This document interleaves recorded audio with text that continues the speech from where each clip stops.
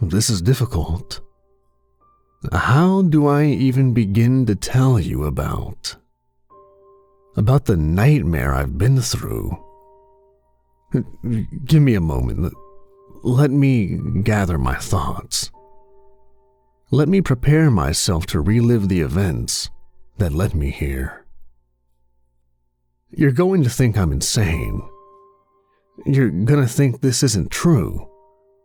I can't say I blame you. I still have a hard time believing any of this is real. But damn, the things I've seen. It's been 5 years now. 5 confusing, hard years. You can't even comprehend what I've had to go through. There's no way you'll ever know what I've been forced to surrender. You can't fathom how many things I've had to relearn. And there are still so many questions that absolutely terrify me. But I'm rambling. I told myself I was going to sit down and record everything that happened. I suppose I should start from the beginning. Christ, I don't even know where the beginning is anymore. The watch. It started with the watch. I bought it at a flea market on the day I was going to meet Megan for the first time. I had a date with her that night, a blind date, something one of our mutual friends set up.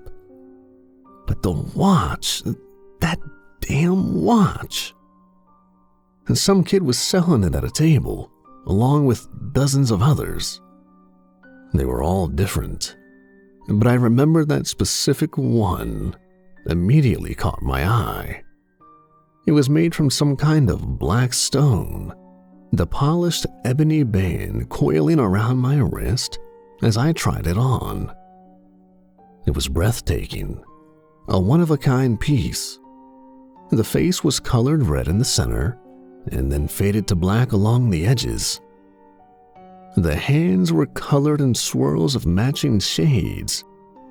The round face was encircled with a beautiful shining stone, that same inky black practically glowing as I inspected it. It was heavy on my wrist, and I remember liking that. The kid, the damn kid. He was watching me carefully the whole time with this glint in his eye. He knew. Of course he knew. I know that now. He told me I could have it for $5. The price was unbeatable, and he could tell that I had fallen in love with it. I didn't hesitate, purchasing it as quickly as I could pull out my wallet. I was thinking about how it would impress my blind date. The kid snatched the $5 bill from my hand and started packing up his table. I didn't think anything of it, but as I turned to go, he called out to me. I turned around, expecting him to ask for more money. Instead, he had a torn look on his face, and finally, he spoke. "Listen, that watch has an alarm on it. It goes off randomly. It's important you turn the alarm off before it beeps 3 times. Just trust me, okay?" I remember being confused, and rightly so, I suppose. I asked the kid what would happen if I let the watch beep 3 times. His eyes filled with darkness. "If it beeps 3 times, he comes." "Who?" The kid leaned towards me and whispered, his voice hoarse. "The TikTok man." I think I said something rude after this reveal, brushing off the warning as some kind of immature superstition. He was just a kid, probably 10 or 12, with fears he hadn't worked out yet. I think he made me promise to remember what he said before I left. Obviously, if I had actually listened to him, I wouldn't be sitting here right now. I wouldn't be telling you all this. I wouldn't have met the TikTok man. I drummed my fingers on the bar, checking the time on my brand new watch. This Megan girl was late. Not a good sign. I was fighting with my nerves and trying to come up with icebreakers so the date wouldn't fall into uncomfortable silence at any point. It was something I did for most dates, preparing a mental list of questions in case the conversation faltered. I looked around the bar, and pleased with the place I had chosen to meet. It was an intimate location, the brick walls giving it a cozy feel, and the candles on the table steamed the atmosphere. The interior had a high-energy vibe to it, and the tattooed bartender chatted with the patrons in a friendly fashion, making sure everyone had what they needed. It seemed like a perfect first date spot. Every time a girl walked in, my heart would jump, expecting it to be Megan. One of our mutual friends had sent me a picture of her, and she was beautiful. Out of my league, and that made me even more nervous. What was wrong with her? Why was she going out on blind dates? Why didn't she have a boyfriend? I pushed these thoughts away, irritated that my mind was already trying to talk itself out of the situation. She was probably lovely and had just gone through a slew of horrible men and wanted to try something different, something fresh. About 10 minutes later, she walked in and my heart skipped a beat when I saw her. She was just as beautiful as the picture I had seen, even more so. Flowing brown hair, bright blue eyes, and a smile that could knock you dead. I waved her over when our eyes met and she lit up. My stomach did a flip as she slid onto the bar stool next to me, and introductions were officially made. After I ordered her a drink, our conversation flowed into each other's lives, poking and prodding with genuine intrigue about who we were and what we did. She was a college student, about to start her last year of school. I had graduated the year before, and so she drilled me for tips on writing her thesis.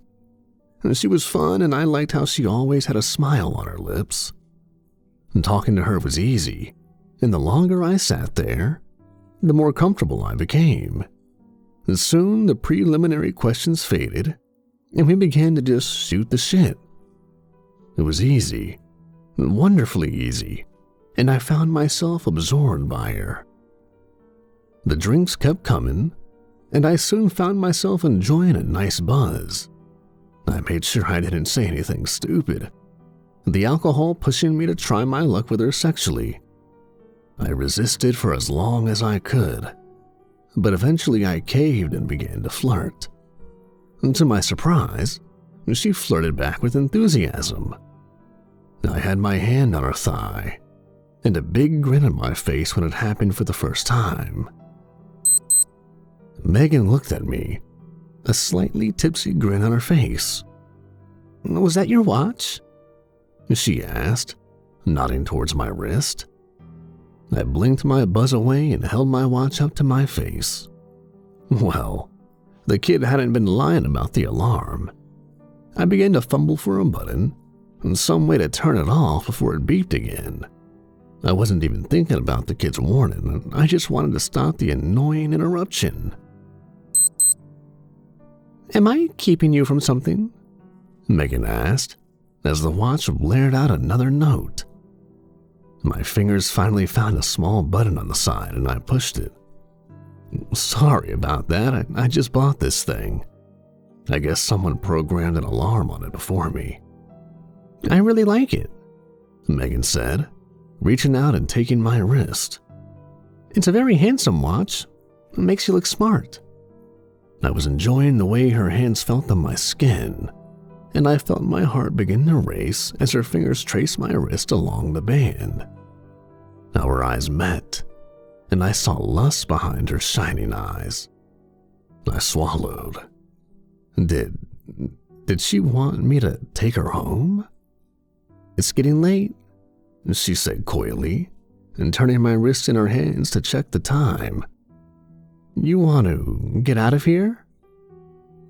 "Yeah, absolutely," I stammered, scrambling to remember how long ago I had purchased the condom in my wallet. "Any ideas on where you want to go?" Megan asked, still smiling. "Well," I said, my mind avalanching. "My apartment it's trashed right now." I died a little inside as the honesty came pouring from my lips. She chuckled. "That's okay. I'm staying with my parents over summer break and they're gone for the weekend. So we can go to my place if you want. We have a pool." She said this last part with a wink, and I couldn't believe my luck. Did that mean she wanted to go skinny dipping? "That sounds great," I said, reaching into my back pocket for my wallet. I cashed this out, and we left the bar. She told me her parents' place wasn't far, about 10 minutes outside of town, out in the country hills. She said I could follow her in my car, and so we parted ways momentarily. I climbed into my vehicle and let out a soft cry of victory. I couldn't believe this was happening. Who would have known things would go so well? As I followed her car out of the parking lot, I forced myself to calm down.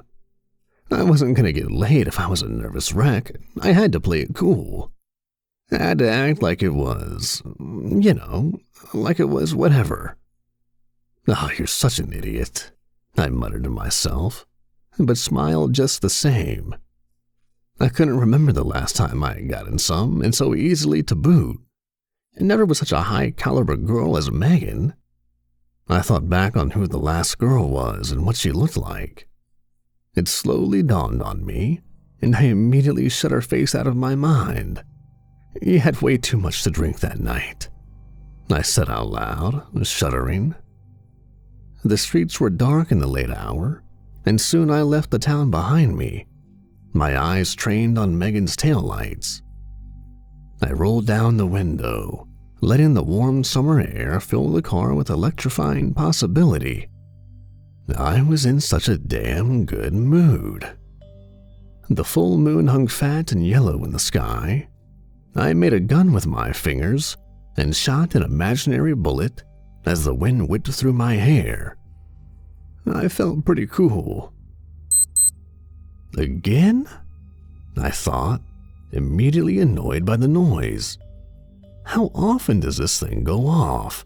No wonder that kid seemed so eager to get rid of it. I fumbled in the dark interior of my car, keeping one eye on the road as I felt for the off button. I searched for the slight incline along the side of the watch, and when my fingers made contact, I pushed it. I waited for another beep, but none followed. Not long after, I was pulling up behind Megan, a fairly large house looming before us. I stopped the car in the driveway and got out, appraising her home. The house was big, maybe 5 bedrooms, and the yard looked well kept. Everything about it boasted money. It was on a spacious plot of land, rolling green hills spanning around the sides, and I heard the gentle sway of heavy woods from the back. "Not bad," I stated, walking to Megan, who was getting out of her car. "My dad makes some pretty good money," she said, smiling. She suddenly took my hand and pulled me along after her. I didn't resist. We went around the side of the house to the back, towards the pool. It was surrounded by a white fence, and Megan pulled the gate open to let us in. The water glistened in the moonlight, and I felt a shiver of excitement run through me despite the warm air. Megan went to one of the white plastic chairs that lined the sides of the pool and sat down, kicking off her heels and reaching behind her to pull her shirt off. She saw me watching and grinned. "Turn around and don't look until you hear a splash." I complied, licking my lips in anticipation. This was like a dream come true. I heard her undress, and then a loud splash followed shortly after. I turned back around as her head broke the surface. The house was dark, emitting no light, but I could still see her smiling at me in the moonlight. I kicked my shoes off and pulled my shirt over my head. She watched me, waiting in the middle of the pool, eyes alight. I took my pants off and carefully undid my watch and placed it on my pants. Even with my boxers on, I felt exposed. Behind the fence, the thick woods danced in the warm breeze, as if to laugh at me. "Well, come on in," Megan invited. I didn't hesitate and took a running leap into the waiting water. My breath was raw from my lungs as the cool water enveloped me. I sputtered to the surface, gasping and wiping my eyes. Megan laughed at my obvious shock and dove underwater. I followed her lead, enjoying where this was headed. We splashed around for a little while, chasing each other and laughing. I commented on how good she looked in the moonlight, and she swam closer, her glistening skin an absolute wonder. I swallowed hard as she stepped in front of me and wrapped her arms around my neck. "I think I like you," she said softly, smiling. I didn't hesitate. I wrapped my arms around her and pulled her into me. I kissed her, letting the moment last, the water quietly lapping around us. It was perfect. The full moon, the dead silence, the isolation and the energy, everything. I ignored my watch, the alarm barely registering in my mind. I pressed Megan against the side of the pool. Both of us lost. "Let's go inside," Megan said breathlessly. "Come on." I didn't argue. We went to her back door, and as she placed her hand on the knob, a noise echoed through the night, stopping us in our tracks. It was the loud gong of a clock, and it came from the woods. We both stared at each other, the eeriness of it momentarily stalling ourselves. "What was that?" I asked, my view of the woods blocked by the pool's white fence. She looked back at me, and I saw she was just as confused. "That sounded like an old grandfather clock, right? What the hell?" I cocked my head at her. "Is there a house in the woods? And because that's where it sounded like it came from." "No," she said, shaking her head. "There's nothing out here." It looked like she was about to say something else when the sound repeated, this time much louder. "What in the world?" I muttered, jumping at the noise. It had sounded like it was at the edge of the woods, behind the fence. The kid's warning suddenly rushed back to me. "Don't let it beep 3 times." That was ridiculous, though. What did he say would happen? The TikTok man would come? Whatever that meant. Besides, that was just some dumb story he had just made up. It was just a watch. It didn't hold any power. It couldn't summon some weird figment of imagination. "This is kind of freaking me out," Megan said, huddling next to me, her shivering body dripping wet.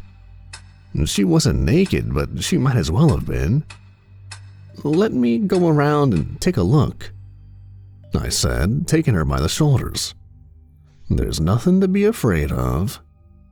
I felt a little uneasy, but I thought if I showed her how brave I was, it would get us back on track. Megan nodded and I went to the gate. I pushed it open and looked towards the tree line, which began at the edge of the fence.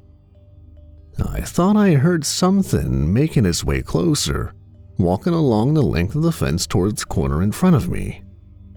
I trained my ears and felt my heart begin to thunder in my chest. There was definitely something coming. The snap of branches and foliage underfoot announcing the arrival of whatever it was. And there was another sound I was picking up as well. It sounded like the ticking of clocks. Dozens of them, their passage of time all mixing together to create a constant jumble of tick-tock, tick-tock. "What the hell?" I muttered, trying to calm myself. The noise drew closer and closer and closer. And then, something walked around the corner of the fence towards me. I felt a scream rise in my throat as my eyes tried to make sense of what I was seeing. My breath drained from my lungs like air from a tire. My legs turned to liquid, and yet my knees locked in place, cementing me where I stood in frozen horror. It was about 7 feet tall, its black skin absorbing the moonlight around it. Its body looked human, but twisted and bent over, its movements coming in short jerks of twitching muscle. It walked on 2 legs like a person, but its feet were solid slabs of coned black meat. Its chest and shoulders were embedded with glowing red circles of different size. As I stared, I realized that the orbs were clock faces, all burned into its tormented flesh, and slowly ticking. The source of noise made clear now. Its head was bloated and mangled, its mouth hanging limply open, its jaw swaying as it walked, held onto its face by cords of thin gold chain. It had no eyes, but instead, a giant clock face filled the top half of its head, with black infected skin growing around it. It glowed red in the center, and then faded to black, just like my watch. The hands on the clock were in a constant twirl of chaos, spinning with no discernible meaning, and rising out of its back, in a mass of wood and flesh, was the top half of an old grandfather clock. It jutted from the creature's torn flesh, rising from its body 3 feet high. The weight of it pushed down on the monster, causing it to hunch over slightly. Its movement slowed. The grandfather clock was made of charred wood, and tiny spires rising from its peak. The face was colored like my watch as well, but the hands held steady at midnight, a smaller third hand ticking away the seconds. I slowly backed away from the creature, never taking my eyes from it. It was about 20 feet away from me and slowly advancing. I felt a trickle of sweat run down my spine as my mind tried to make sense of the impossible figure before me. I kept expecting to blink and have it vanish, but it just kept walking towards me. Its face was trained in my direction, the large clock hands spinning madly. Its jaw swung limply from the gold chains, the blast of sparkling color a sharp contrast to the black of its skin. The creature emitted a noise, a low growl like the turning of gears in heavy machinery. I had never heard anything like it before, and it chilled my bones right down to the marrow. It flexed its long, sharp fingers at me, the ends coming to needle-like points. As it came closer, I sensed that this entity intended me harm, and that it was coming to kill me. The constant tick-tocking from its body filled the night air, and seemed to count down the seconds I had left to live. I suddenly snatched from my trance-like state, the danger of my situation ignited me into action. I turned and ran, throwing the gate open and sprinting to Megan, who waited for me by the back door. Adrenaline coursed through my veins, turning my blood to fire. Megan sensed my panic as I charged her, and her eyes went wide with fear. Questions began to blossom from her lips, but I cut her off in a hurry. "Inside, now," I said, skidding to a halt and throwing a look over my shoulder. The open gate showed nothing but a slice of night, but I could hear the thing ticking its way closer. "What's wrong? What is it?" Megan cried as she fumbled with the door. I didn't answer as she turned the knob, and I pushed us both in. I quickly slammed the door behind us and locked it, and turning to look out of the small square window in the center of the door. I cocked my head so that I could see, and my breath froze in my lungs. It was staring right at me, its body filling the gateway. It was slowly moving its fingers as if thinking, the clock in its face glowing red. I ducked down and slid to the floor, placing a hand over my beating heart.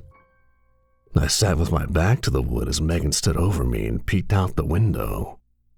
Her reaction was similar to mine, a sharp gasp of horrified confusion, and then she was sitting next to me, clutching me and asking me what that was.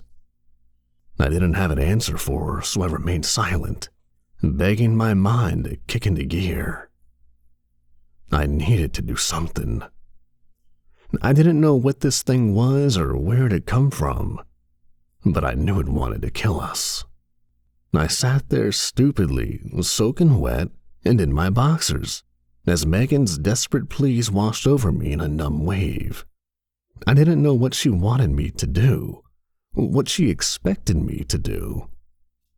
After a few minutes of sitting in the dark, Megan slowly stood and took another look from the window. "It's gone," she announced breathlessly. It's gone." For some reason, her words didn't comfort me. She might not be able to see it, but it surely wasn't gone. "Why didn't you listen to that kid?" I thought. "Why didn't you just turn off the stupid alarm?" I knew in retrospect that it was easy to blame myself, but realistically, why should I have believed the kid's warning? We don't prepare for the impossible, because it's just that, the impossible. I slowly stood, the house silent. I looked around, and in the dim darkness I could see we were in the basement. At the far end of the room, a staircase led up to a closed door. I turned and took a quick look through the window and saw nothing but calm night. "We need to get out of here," Megan whispered urgently. I know, I said, running my fingers through my hair. "Just let me think." My thoughts were cut short as a loud noise exploded upstairs above us. Jesus Christ, did it just kick in the front door? Megan's eyes were wide, and I felt her hand grip my arm. And then, the basement door erupted in a violent blast of splinters, the wood fragments rocketing down the stairs towards us. Megan let out a scream as the Tock man filled the dark doorway. The clocks that were fused into its skin gave off a soft, red glow, washing his skin with haunting color. The grandfather clock on its back was too tall for him to fit in the stairway, and so it slowly got on its hands and knees and began to crawl down towards us. Megan was clawing at me, screaming for me, but I just stood and watched in horror as it slid down the stairs, the basement filling with the sound of a dozen ticking clocks. It reached the end of them and stood back up, not 10 feet from us. My heart was a block of ice in my chest, and my legs felt sluggish and heavy as I begged them to move.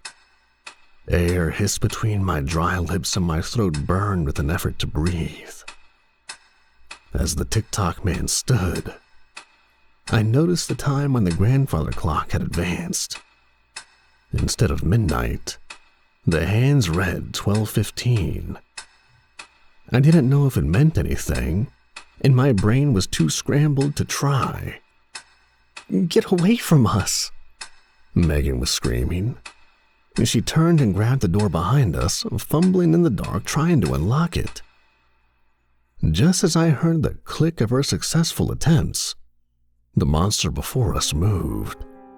I expected it to rush us, but instead it gripped its own throat and pushed its head back.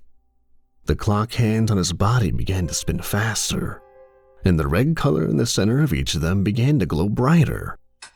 And then, a noise erupted from its mouth, a deafening blast of sound. I slammed my hands over my ears and saw Megan do the same, the volume of its chimes aching in my ears. I felt like my head was going to split, and I squeezed my eyes shut against the blasts. I felt myself growing weak, the black behind my eyelids swimming in and out of focus. Something was happening to me. The gonging kept going, each note followed quickly by another, the offensively loud sound of cracking my skull open and rattling my brain. I felt like my head would pop, unable to take the shock waves of pain with each toll. And then suddenly, it stopped. My head rocked with agony, and I clutched my temples, eyes still shut. I felt the world shimmer and then refocus around me. And slowly, I opened my eyes. Something was wrong. The proportions of everything was off, the furniture and ceiling looming overhead. I felt dizzy, and I stumbled as I took in this contorted reality. No, it wasn't reality that had shifted. It was me. I looked down at my body and felt panic roar in my chest like a screaming inferno. I was young again. I looked at my hands and little legs, and testing my weight in a hurried attempt to acquaint myself with this new horror. I couldn't be more than 2 years old, but my mind remained the same. It was trapped in a younger version of myself, and as I opened my mouth to speak, nothing but a choked gurgling came out. It was like the words became garbled as they rose from my throat, and distorted by the inexperience of youth. I turned my head and saw Megan had suffered the same fate.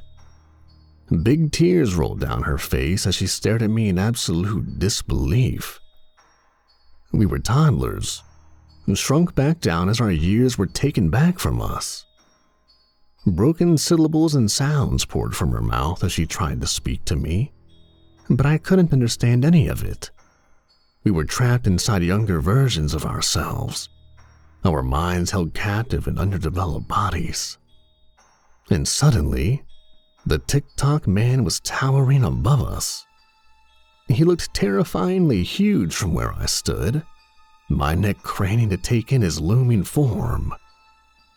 Megan screamed, her voice a high-pitched wail, and she scrambled to get away. She stumbled and fell, unaccustomed to the way her body worked. She struggled to pull herself upright, and I saw her arms quivering with effort. And then it hit me just how defenseless we were right now. The danger suddenly horrifyingly real. I took off in the opposite direction, away from Megan, away from the monster. My little feet took me across the room towards the couch where I ducked and hid. My muscles already ached from the effort, and I sucked in big breaths, trying to fill my lungs with oxygen. I couldn't believe how weak I was, how easily I tired. I heard Megan screaming, and I got down on all fours and crawled under the couch. I peeked through the skirt on the other side and saw the Tock man bending down to pick Megan up. He clutched her in one hand, his long, sharp fingers wrapping around her head, and lifted her squirming body from the floor. In one quick motion, it twisted her head and pulled it from her shoulders with a sick popping sound. Blood splashed to the ground, and Megan's cries were cut short as she was forcefully decapitated. I felt bile charge up my throat, the horrific scene slamming into my senses, and I vomited onto the floor. The creature turned my way, and I noticed that the hands on the grandfather clock now read 12:30. I hurriedly scooted backwards, hiding myself under the couch's skirt. I held my breath, eyes squeezed shut as tears leaked from them. I rubbed a chubby hand against my nose, wiping away snot, begging to turn invisible. But then the couch flew off of me and tossed aside by the enormous monster. I screamed, my underdeveloped vocal cords vibrating in a high shriek. I scrambled to get away, but my sluggish muscles wouldn't react fast enough. I saw it swing its long, sharp hand at me, and I ducked, desperately trying to avoid the same fate as Megan. I wasn't fast enough, though, and I took the impact across my shoulders. Pain splintered through my body, and I went airborne, soaring through the room and into the window. I crashed through it and went tumbling into the night air, landing hard in the pool area. The rough cement unforgiving on my skin. I came to a stop by the pool's edge and lay gasping, my breath beaten out of me. Everything hurt, and jolts of sharp pain coursed along the left side of my small body. My legs and knees were bleeding, leaving red streaks on my vulnerable flesh. I blinked back darkness, forcing myself to keep my eyes open. I knew that if I closed them, I would never open them again. In a daze, I saw the Tock man climb through the shattered remains of the window, ducking down to allow the grandfather clock access to the outside. It read 12:45. That can't be right. The hands are moving too fast. And then another thought drifted up from my scattered mind. Maybe time is different where it comes from. I forced myself to get up, my body screaming in protest. I realized that I was crying, my cheeks wet with tears. Move, I told myself. You have to move or you're dead. Crying out, I hobbled towards the open gate, a last-ditch effort to get away from the murderous monster. It had pulled itself completely from the window when it spotted me, and pathetically limping towards the open gate, a look of utter terror on my face. I wasn't moving fast enough. He's going to rip your head off, I thought, and tears flowing from my eyes. You have to do something. I suddenly turned around, hearing the creature close behind me. My body in shambles, I dashed to where I had left my clothes, my shoulders screaming in protest. My legs felt like they were on fire, and every time I exhaled, blood and drool flew from my lips. I reached the chair I had left my clothes and snatched the watch from where I had left it. I turned around, holding it out in front of me like a shield. The Tock man froze, mere feet from me, the sight of the watch freezing it in its tracks. I had no plan, no hope, just a prayer and a dying wish. We stood staring at each other, neither one of us moving. For some reason, the sight of the watch kept it frozen in place. The black stone it was made from felt hot in my hands, and I gripped it tighter. I didn't know what kind of power it had over this entity, but I slowly backed up, keeping the watch held out in front of me. I never took my eyes from it, circling around the pool, waiting for the creature to suddenly lurch into motion, but it remained where it stood, slowly turning to watch me as I came around the far side and slowly made my way to the gate. I could hear a mechanical growl coming from deep in its chest, a roaring anger, a deep hunger. I got to the gate and glanced out, my eyes going to the tree line. I had to try and make it. It was my only hope.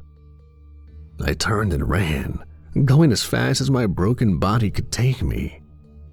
As soon as the watch broke contact with the monster, I heard it howl, the sound echoing in the night like clanging chimes. I knew it wouldn't be far behind me, and I begged my clumsy body to move faster, trying my best to ignore the agony it was in. My feet barely shuffled through the grass, the tree line seeming impossibly far away. A breeze rustled the treetops, and I heard the tick-tock man explode through the fence behind me. The earth vibrated under my feet as I felt it take long strides towards me, but I dared not look back. But then I fell, my body simply giving up. I crashed to the ground with a cry, the watch flying from my hands. I hit the dirt with a grunt, and a new wave of pain gripped me. I grit what teeth I had and began to crawl towards the trees, my tiny fists grabbing handfuls of dewy grass. I knew I was dead, but then I felt a strong hand grip my ankle, and I was lifted into the air. I dangled upside down, screaming as the tick-tock man pulled me up. Its form was hideous up close, its skin reeking and giving off a nauseating heat. I battered at it with powerless fists, yelling, howling. It gripped my head with its other hand, and I was flipped upright, dangling from its grip in a helpless heap. This was it. It growled with pleasure, a rumbling turning of gears, and I waited for the end. I closed my eyes. I snapped them open, the sudden sound unexpected and deafening. I blinked and saw the grandfather clock on its back had struck 1. And then the tick-tock man went into a rage, thrashing its arms about, its dozens of clock faces exploding in red color. The hand spun at an increased speed and I was tossed to the ground. I landed in the grass, wincing and letting out another cry as I came to a stop. I turned my head and saw another impossibility. Gold chains snaked out of the grandfather clock like the coils of 100 snakes. They moved on their own accord, sliding around the tick-tock man's flesh, wrapping themselves in tight knots, binding him. The monster screamed in rage, furious that it had been mere seconds away from killing me. The chains continued to snake out from its back, covering its body in layers and layers of dense gold. In a matter of seconds, the creature was completely enveloped by its bindings, and I watched in horrific fascination as the cluster of gold began to shrink. I expected flesh and blood to come squirting from the chains, but they remained spotless and shining in the moonlight. The howls from the monster never ceased as the chains seemed to shrink in on themselves, the mass growing smaller and smaller until finally, the nightmare simply winked out of existence. I lay there in the grass, my breath coming in burning gulps, unable to believe what I had just witnessed. Blood pulsed in my ears, and my heartbeat was a desperate drumbeat. I closed my eyes and let the darkness take me. It's been 5 years since now. 5 years have passed. I survived that bloody night, though I don't know how. My body was a mangled mess, and I've had to do intense rehab ever since. In a stroke of pure blessing, Megan's parents came home early from out of town. When they saw the broken glass and the blood, they called the police. And then they found the headless body of their daughter, reduced unexplainably back to her early years. I wasn't conscious for any of this. The police found me laying in the grass when they arrived. I was rushed to the hospital, and by some miracle I survived. When I woke up in the hospital, I rubbed my eyes and felt something heavy on my wrist. The watch. Somehow, I was wearing that fucking watch. You see, I can't get rid of it. No matter how hard I try, no matter what I do. When I fall asleep, I wake up wearing it again. I've tried smashing it, burying it, burning it, but nothing works. It always returns, looking brand new. I've thought back to when I bought it, from that kid, and I wonder if the only way to pass this curse off is to sell it to another unlucky soul. I've thought about it. Oh, have I thought about it? But no matter how much I hate this, how much this monstrous thing has destroyed my life, it is, in fact, my burden to bear. I can't pass this off to someone else. I can't give them the horror I know will come. Because you see, the alarm still goes off. It's random, completely unpredictable. Sometimes months will pass and it'll remain silent. Other times it'll go off 3 times in one day. There's no pattern or reason for it. It's a monster of its own makings. I fear going to sleep, afraid that if it goes off in the middle of the night, I won't hear it. I'm afraid the Tock man will come back and finish the job, summoned by the watch on the 3rd chime. So now it's a part of me, this damn watch. I've learned to live with it, as best I can. But the fear won't go away. I don't think it ever will. Because I know that one day I won't turn off the alarm in time. I know that it's going to come back for me. And I've got a lot of years ahead of me. I'm 7 years old now. I'm 7 years old again. I live in a foster home, a quiet outcast who just wants to be left alone. The family I'm with are good people, but they don't understand the weird things I say sometimes. And how could they?